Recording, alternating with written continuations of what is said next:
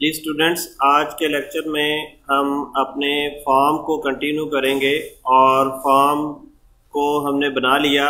अब हम इस फॉर्म को एडिट करना सीखेंगे। मतलब ये है कि हम इसके मुख्तलिफ फील्ड्स जो फॉर्म के ऊपर बने होते हैं हम उनको एडिट करेंगे। तो फॉर्म के ऊपर राइट क्लिक करें और फॉर्म को डिज़ाइन व्यू में देखें और ये फॉर्म इस तरह आपको नज़र आएगा और यहाँ पे इस फॉर्म के डिफरेंट फील्ड्स आपको नज़र आ रहे हैं।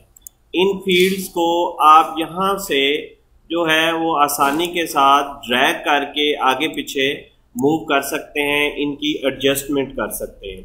इसी तरह अगर आपने फॉर्म्स को एक से ज़्यादा फील्ड्स को सिलेक्ट करना है तो आप शिफ्ट के ज़रिए जो है ये काम करेंगे फील्ड की सिलेक्शन का।